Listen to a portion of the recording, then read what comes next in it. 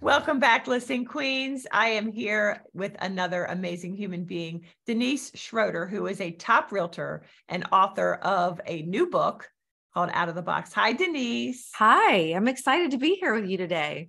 Oh, thank you so much for being here. All right, Denise, I have so much that I want to share the goodness with these women, realtors, brokers, and team leaders who are watching and attending this Listing Queen Summit. The first one is, I just want you to tell us, how long have you been in real estate, and tell us about your book, because that has just been released recently. Talk to us. Yes, I've been in real estate for 10 years. And so my husband and I, on our own, we've sold just a little over 700 homes in the last 10 years, just with us. Bravo. So I always say it's just us, so people understand it's not like 20 other agents and I'm, like claiming their numbers. So we've done a lot of transactions in a short amount of time. And we've just had a lot of exponential growth and success in that amount of time. And I just felt really compelled to share the unique marketing approaches we've been able to personally use with the power of storytelling and telling our customers stories. And in that, we have to earn the right to tell our customers stories. But in our social media, just stopping that scroll and evoking emotion and using human interest stories, press releases, volunteer teaching and speaking in your communities. I speak and teach at high schools and local universities about business and leadership and marketing. They're always looking for content and for people to volunteer their time that can inspire, our young next generation. So we do a lot of that. And we've used the power of media and television in a massive way. I've kind of had my adult life chronicled on TV since 1999 when I wrote into the Oprah show and just shared a little bit of a venting emotional dump on Oprah about some hormone issues I was having. And I was having issues with people, doctors telling me I had postpartum and trying to check a box and say, take an antidepressant and just go home. And I knew that's not what was wrong with me. And so she, actually not her, but her executive producer called me back in an hour. Wow. And she said, Denise, we want you on the show. And I was thinking, I didn't really think this through, did I? So they flew out to our house in like a week and they filmed us for about 8 hours and they flew us back out to Chicago to Harpo Studios. And I can remember sitting on the front row, and when Oprah directs a question, when the lights come on and we're on air, they say, you're kind of melted into the audience, just be comfortable with it. And you'll answer a question. The camera will pan to you and, no big deal. You're not like up on stage with her or anything. Well, about 10 minutes before we were going to start filming, she said, I want Denise on stage with me the entire show. And I'm like, oh my gosh. So I'm trying to not have this like deer in the headlights look. I'm putting my shoulders back and I'm thinking, what is happening? I sit down next to her and, there's a timer like when we're going to start going on air. We had 7 minutes. She's doing sign language under her chairs. Her shoes were uncomfortable. And she leans over and she whispers in my ear and she said, you're here because you're not afraid to be transparent and vulnerable, and you're not afraid to be messy. And if you will just lock eyes with me and pretend like we're having a girl chat in my living room, you have the opportunity to impact millions of women that are going through this same thing after childbirth. Can you do that? Bravo.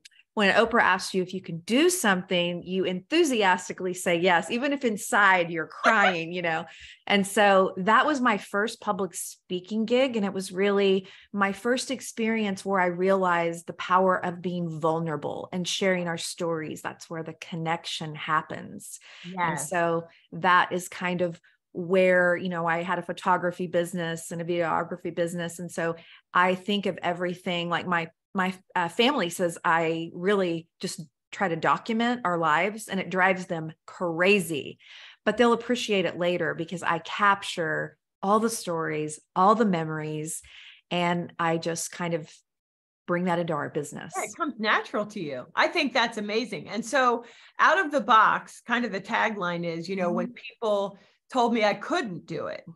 So talk to me about that.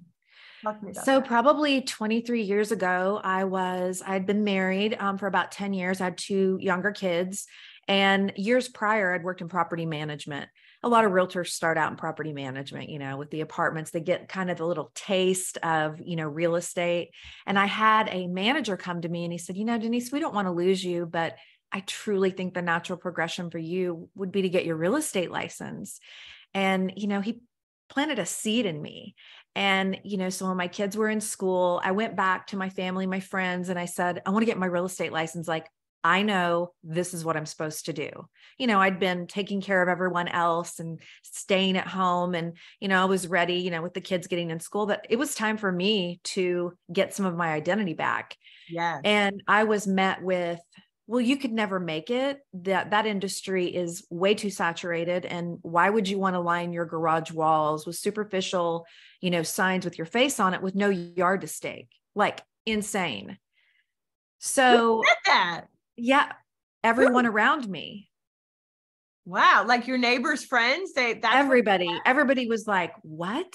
And wow. so it was really difficult because I felt, when you feel something kind of just deep inside you and this is the time, this is what I'm supposed to do. And you're thinking you're going to be met with support and encouragement and love.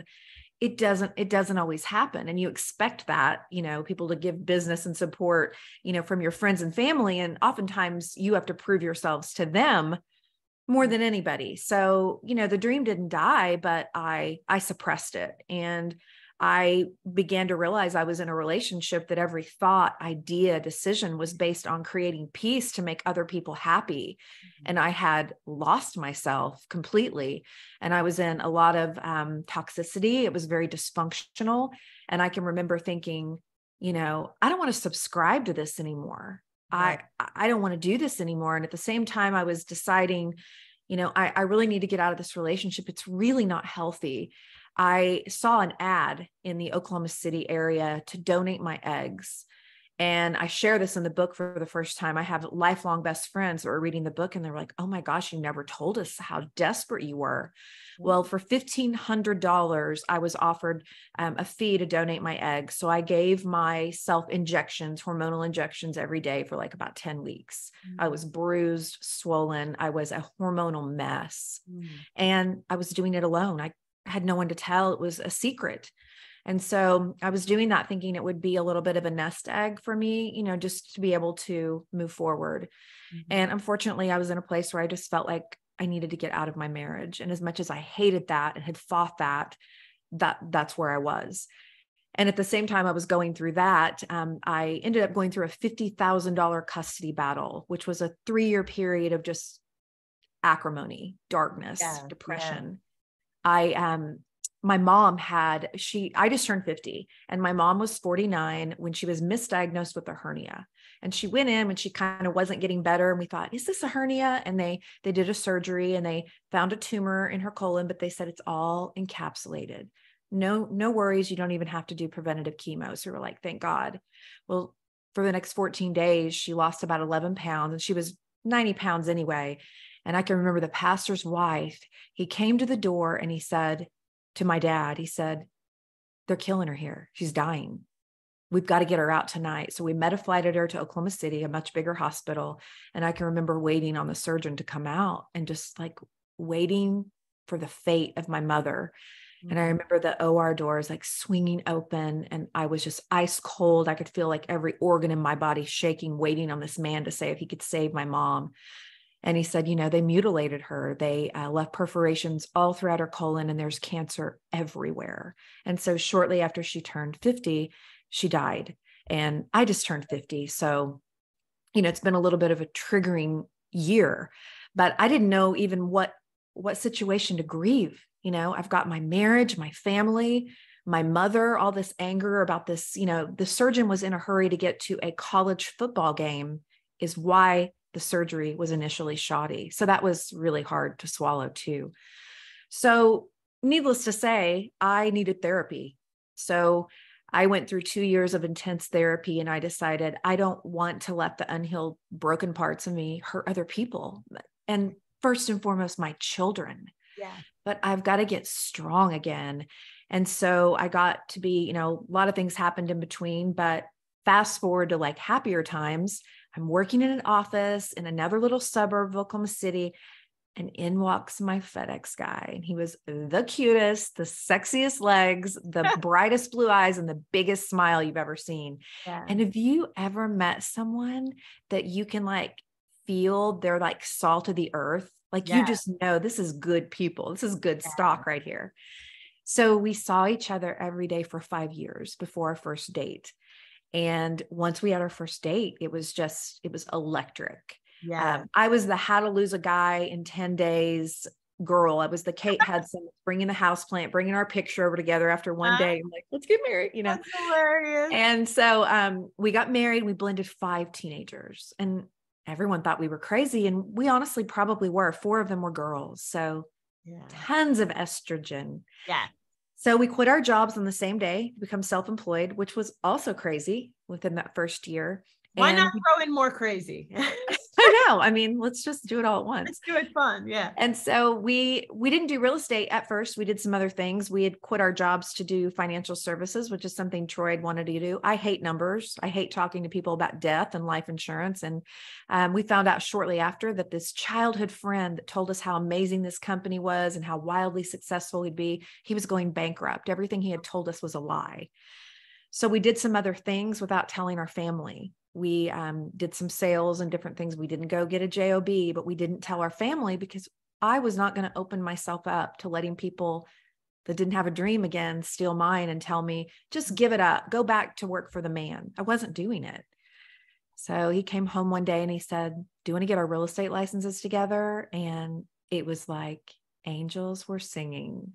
Yeah. And I said, yes, I do. And so we got our real estate licenses, and you would think, oh, I bet everything was just magical. Of course. Well, we didn't have a paycheck for 7 months, and we're living on savings and had all these mouths to feed and braces and, car maintenance from all these new drivers in the house. And I thought, God, you drug me 2 decades to step into what I'm supposed to do. And I put immense pressure on Troy. I said, I've waited so long to do this. Yeah. I want to be different. I want to be authentic. I want us to pave our own lane. I want us to do things the way no one's ever done them before. And it doesn't matter what anyone else thinks, because someone planted seeds in me so many years ago that I could never stand out, that I'm going to do the biggest I told you so dance, just from serving well, loving well, and not being afraid to be different. And how long have you been a realtor? 10 years. 10 years. Okay. So I love that you, because this is resonating with so many of our VIP speakers, where you are passionate. And then when you go all in on that passion, you will stand out. So continue. I just love this, because the story, ladies, hopefully you're taking notes. And how does this apply to me? What can I take from this to facilitate me being a listing queen? Go ahead, Denise. So I remember calling my dad one day. He's never worked for the man. He has been a farmer. He's a college grad, and he has an agriculture degree, and he's never had a job. So I called him and I said, look, we're doing open houses. We're doing prospecting. We've called everyone and their brother's brother. We have all our systems. We've gone to every educational class that's known, and we're doing all the actionable things, and nothing's happening. Like, what is going on? And I just said, I'm just feeling really defeated. And I remember he said to me, Denise, I want you to listen really carefully to me. And he's really chill and talks really quiet, And when people talk quiet, you listen even harder. Yes. And he said, what have you watched me do your entire life? And I said, well, you're a farmer, so you watch the weather all the time. He said, well, other than watch the weather, I said, well, I've watched you get up at, probably 5:30 in the morning. And I've watched you go out and plan and nurture and plow and till and spray before the harvest, months and months and months of faith and preparation before the harvest. And he said, I can't wait to see your harvest, because you've planted so many seeds. It's going to come to fruition in the most beautiful, powerful way. And you're being faithful. And I remember getting off the phone that day and I thought, wow. So in the last 5 months of that year that we didn't sell anything, we sold 40 homes. And so we knew we were where we were supposed to be. Yeah, but the we were hardest boggled with trying to get the business. And then all of a sudden you have so much business and you've never even learned how to do the business yeah, that you're kind of drowning. Like I needed an admin, almost immediately.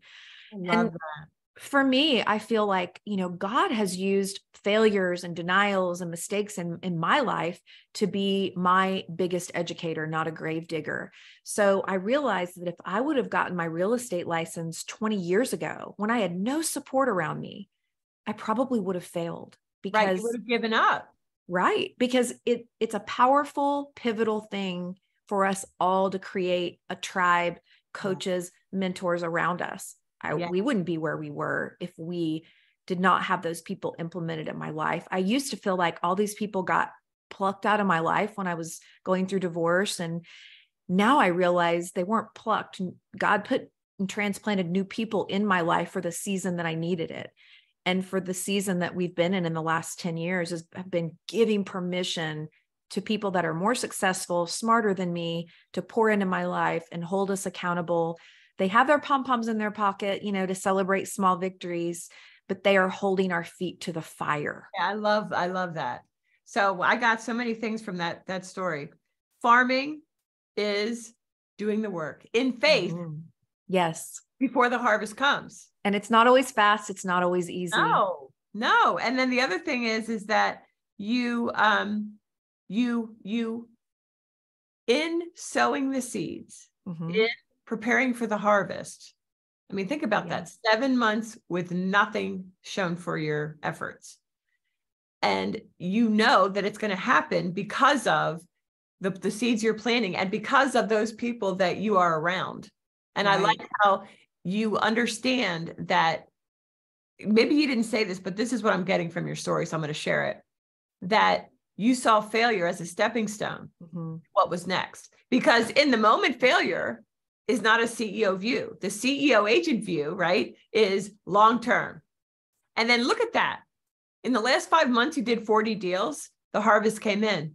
The harvest came in, and the most amazing things have ever happened to me on the other side of sheer terror. So when I locked arms with Troy and we jumped off the ledge and we, blended these 5 teenagers, I never would have dreamt. And we've used the power of storytelling, not just to, like, we've done HGTV House Hunters. Everyone probably knows that show 4 times now. And now we're TV hosts for a show called American Dream in Selling, Oklahoma City. And we feature real estate and culture and charities and influential people.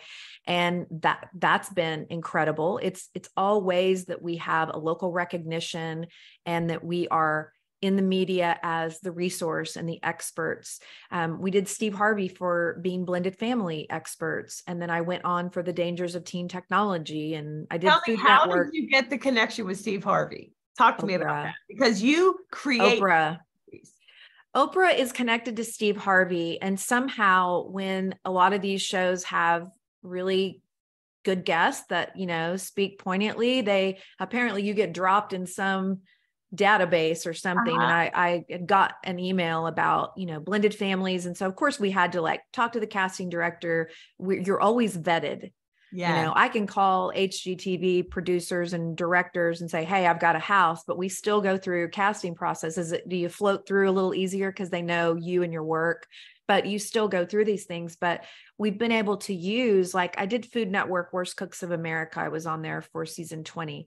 That has nothing to do with real estate. However, every time I'm on the screen doing my outtakes, it says Denise Schroder, realtor.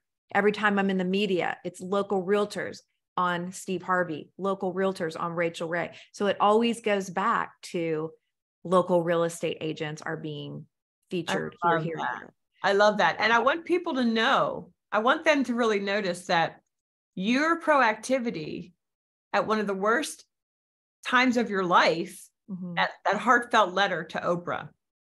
Okay. Yeah. Not being afraid to you. Long after, decades after that, it's still serving you to have done that. Yeah. I mean, there's power in sharing your story. And, for me, I moved from proving myself, from feeling like someone told me I could never, ever make it, didn't have what it takes, I'm just not enough, to turning that around and using those seeds to do things that are different and they're authentic to me. but Yes. also making an impact at the same time. Right. And so your impact, correct me if I'm wrong, your work and you making your impact are totally freaking fun. Oh my Do you gosh. feel like you're Talk about working? filling your cup. Like putting a sold sign, doing a backhand spring in front of it is all well and good.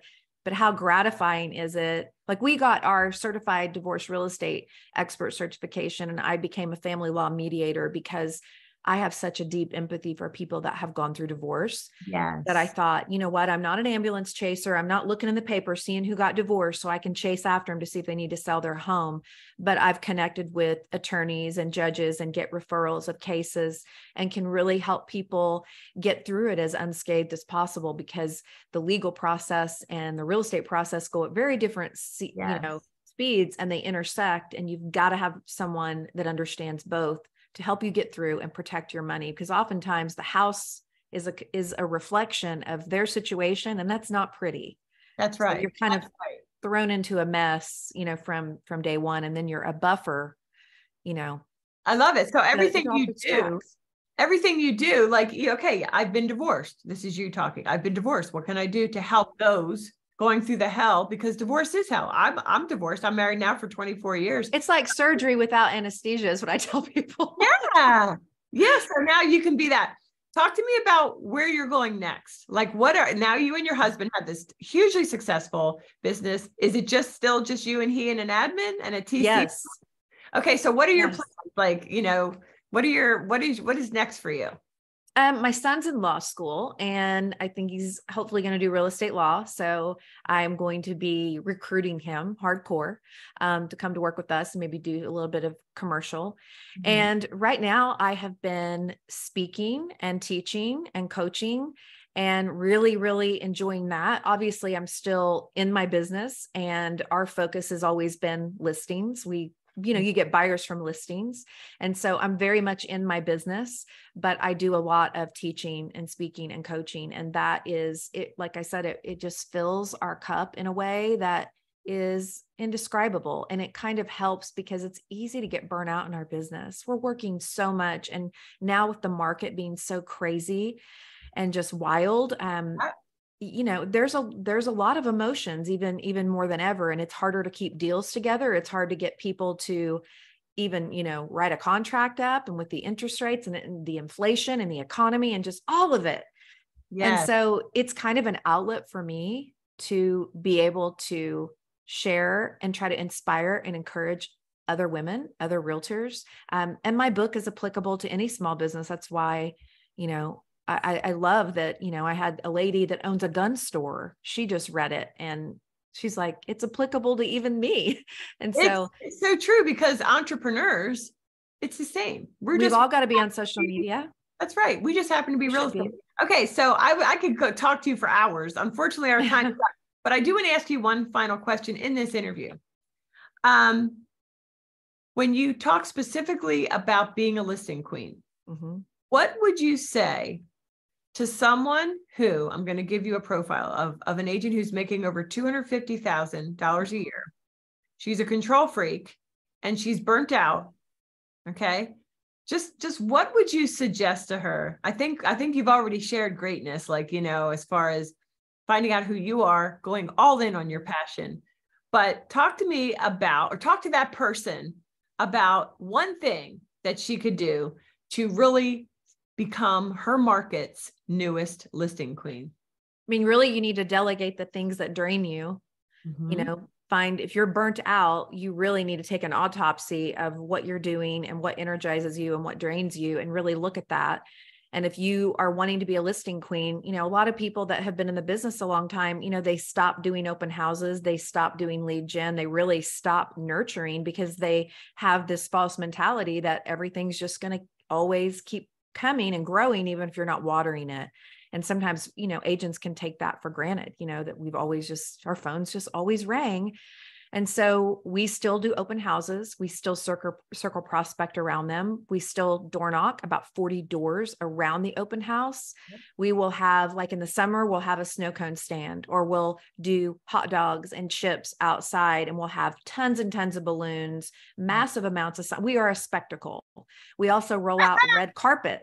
We roll out red carpet at every event we have because our motto has always been give people the red carpet treatment, and it goes along with our, TV branding, but it's at the root of it. It's how we make people feel. How do you make your customers feel? Yes, you give them the red carpet experience, the Ritz-Carlton level, high standard experience. And I love how you said, we make a spectacle. Ladies, please take note. Take note. People told this woman, she'll never make it. Look at her. She's an author. She's a coach. She's a realtor and a great wife and great mother and stepmother. So there you go. Well, and one final thing I'll tell you about listings. There was a dream house, a Victorian house that was a landmark in my little town. And we had been, like farming them to get them to let us list their house when they were going to move to Hawaii for 5 years. 5 years. Wow. Finally, we get the listing and we call it the dollhouse. And we get the listing on the day of the open house. I come out dressed in my wedding dress and I have a train. I mean, it's a whole thing. It's not just like it's like a Princess Diana dress. And so I come out and Troy's like, what are you doing? We're going to an open house. I said, I know, but we're going to shoot some video before the open house. I went to Party Bazaar. I got a huge ring. And then I said, I'm going to get out and just, you video me. You don't have to say anything. I said, you guys are going to love this house so much. You're absolutely going to want to marry it. And you're going to want to put a ring on it. So my hashtag was put a ring on it. You'll love the house so much you want to marry it. Well, long story short, we do the open house. We pack the open house because people wanted to see this house anyway. And once they saw me there in my wedding dress, they really wanted to see what all this, fuss was about. Well, after the open house, I found out that my husband was secretly negotiating with the seller. This is our listing. And he bought me that house. So we put a ring on it.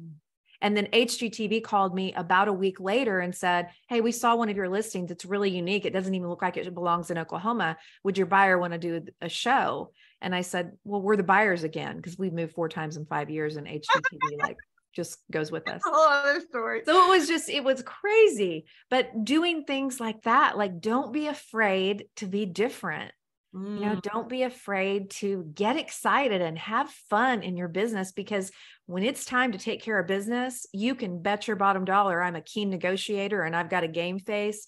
Yeah. But if there are pockets of time to create joy and memories and evoke emotions with our clients and, build relationships that transcend the transactions, I'm going to do it. Oh my gosh. And Denise, a main theme through this was all laid upon your client experience. And you are the first of my speakers to bring up the fact of, what about your experience?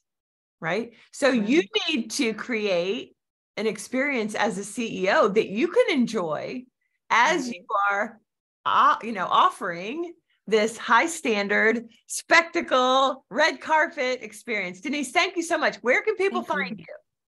I'm really easy to find on Instagram at Denise Sells Oklahoma, and my book's on Amazon, Out of the Box, Denise Schroder. And I'd love to connect with all you ladies. So please connect with me. And I'd love to chat.